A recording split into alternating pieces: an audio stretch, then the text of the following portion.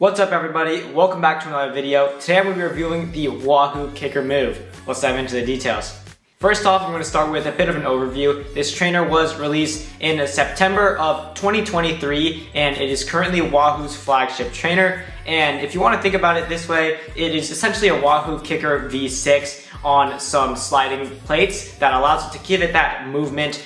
The trainer is priced at $1,599, so quite pricey, and it definitely is at that top end of the direct drive smart trainers. And moving on to some specifications, we've got 8 inches of fore aft motion, and it can slide back and forth when riding, and it has a bit more side to side motion than the other trainers by Wahoo, and to be quite fair, quite a bit more than other trainers on the market. So comparing that to the Tacx Neo 2T and other trainers that do have a little bit of that side-to-side motion, I've definitely noticed that the Wahoo KICKR Move has quite a bit more. Next thing, it has 10 Hertz race mode, which means it can transmit quite a bit faster than all the other trainers. So you're gonna see the power on Zwift really just responds a lot quicker to your pedals motion than other trainers, and that is always great to see trainers innovating in that way. Next off, we've got pretty standard for the top flagship trainers, but that is plus and minus 1% power accuracy, and it has a maximum power output of 2,200 watts. Unless you're Mark Cavendish or something, you're not hitting those power numbers. So it's going to be a great way for all those riders to train. No matter how strong or how not strong you are, it is going to be a great indoor training tool. Maximum simulated gradient of 20%. That is a bit less than trainers like the Tacx Neo 2T, which I've been riding for the past 5 years, but it is still solid, and most gradients on indoor platforms don't reach 20% anyway, so you're gonna have plenty of room for resistance. Next off, it is auto calibration like most flagship trainers, and it is compatible with Zwift's virtual shifting, so it can be controlled with play controllers or Wahoo KICKR clicks. Wahoo KICKR clicks. One second, let me grab them.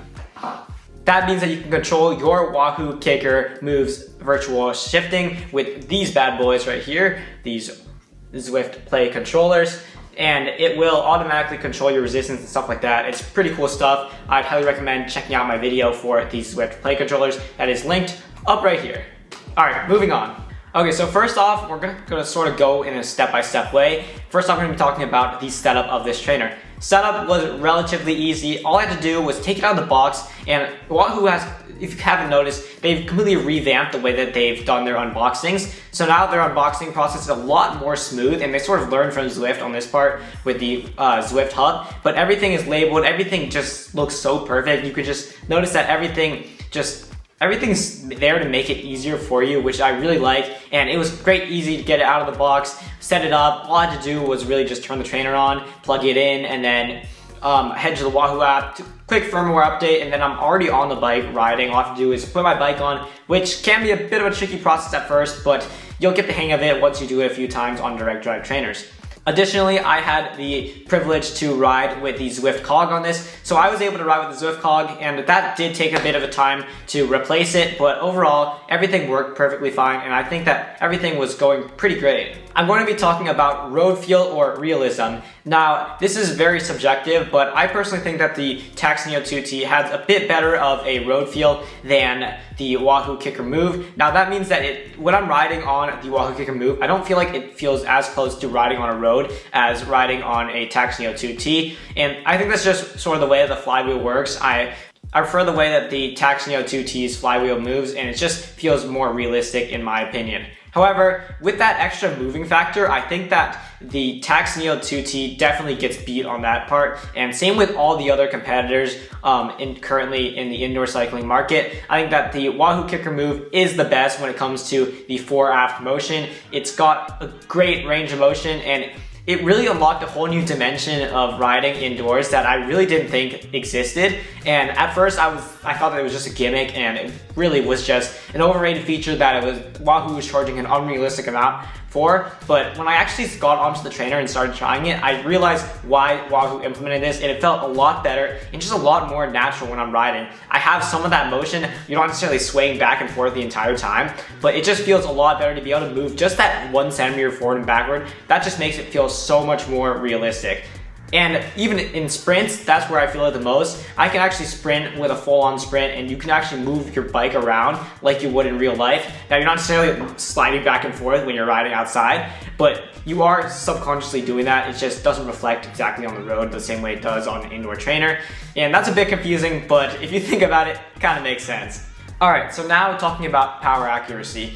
I did several tests with this trainer, and taking a look here, we're looking at one data sample from a workout that I normally do when I am testing smart trainers.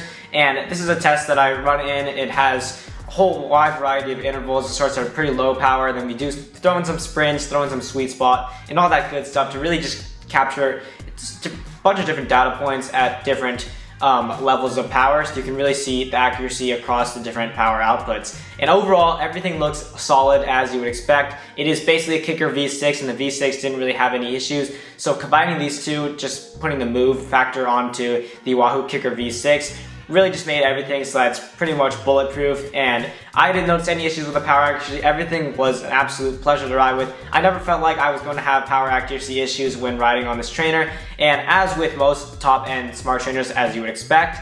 So overall, thumbs up on the power accuracy area, and everything seems to excel what I expected for this trainer. Another thing to talk about with power accuracy is the 10 Hertz power transmission, which basically makes your power update just a bit quicker, and this is especially helpful during races. So when you're in that finishing sprint, your power will immediately jump based off of when you start sprinting. So as soon as you start sprinting, you'll definitely notice that your power shoots up a lot quicker than it normally would, and that's a lot nicer during races because it just gives you that peace of mind that you're getting every possible gain that you can with that $1,600 trainer that you did purchase. So always a nice feature to have, especially when racing. Next off, we are going to be talking about noise level. This is a big thing for a lot of cyclists, especially if you share an apartment or something like that, where you don't want to be disrupting other people while they're still sleeping. That is not a great thing to do and not a great look for cycling and indoor cycling in general. So you want to make sure you have a trainer that is virtually silent, which most trainers are nowadays, but it still does make a difference which trainer you buy. I found that the Taxino 2T is extremely silent, but the Wahoo KICKR Move really impressed me on that front. When using a regular cassette, everything was perfectly silent, and really the only noise that you're hearing is from your drivetrain, which really can be solved by lubing it and making sure everything is aligned perfectly with your derailleur.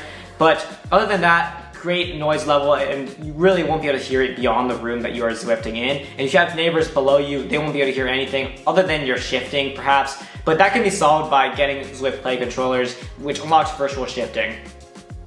Now, when I was using the Zwift cog, I did notice that things were a bit noisier, but I think that's because it's kind of hard because depending on the bike, it's not necessarily going to be the perfect lineup with the Zwift cog, since it's only one singular cog and your drivetrain. So that is likely the reason why the Zwift cog is a bit louder. Now, another section that I'm going to be talking about here is virtual shifting. Virtual shifting can be unlocked by using these Zwift Play controllers, which are sold separately by Zwift, and these really allow you to just get focus here. Let's see.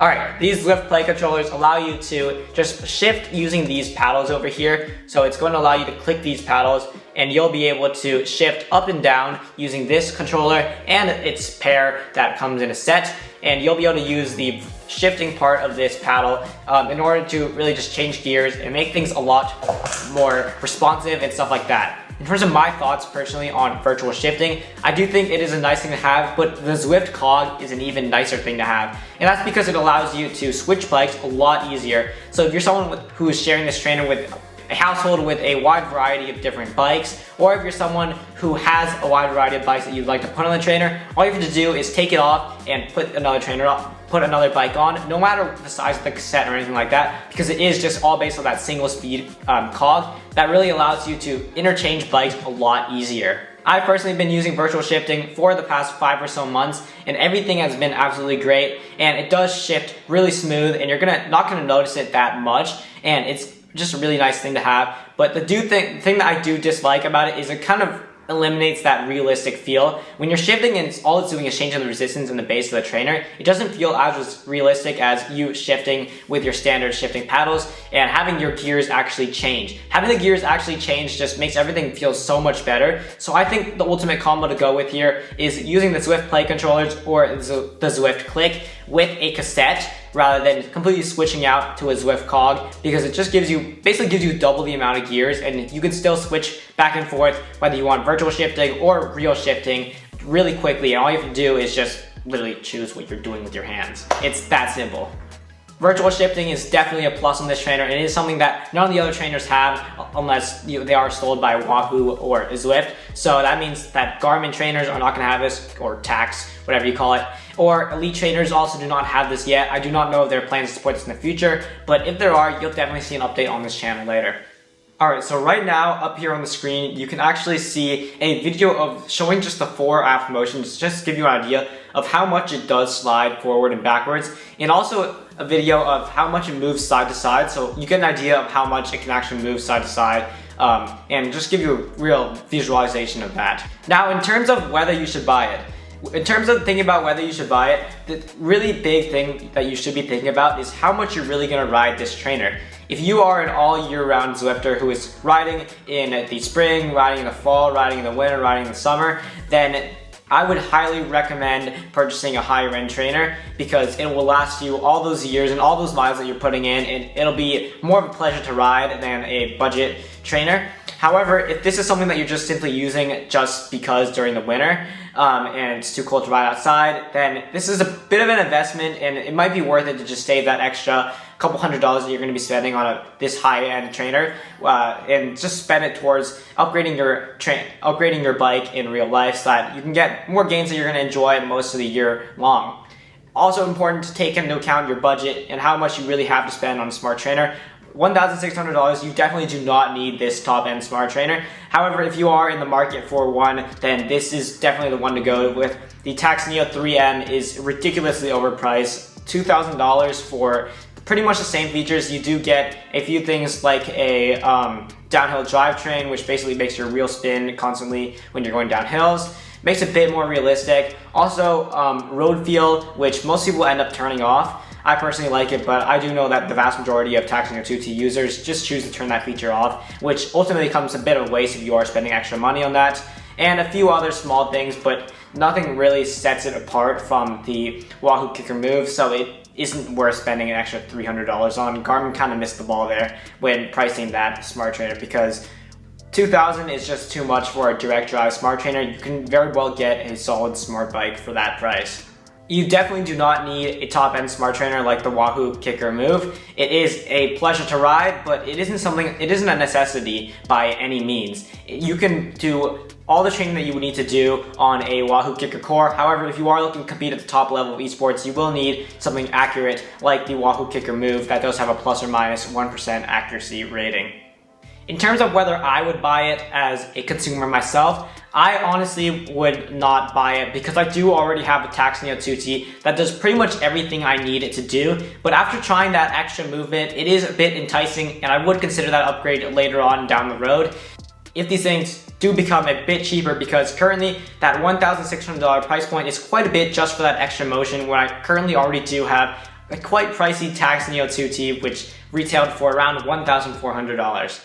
That's just about it for this video. If you did enjoy this video, please let me know what you think in the comment section below. Would you buy this trainer or not? And let me know why.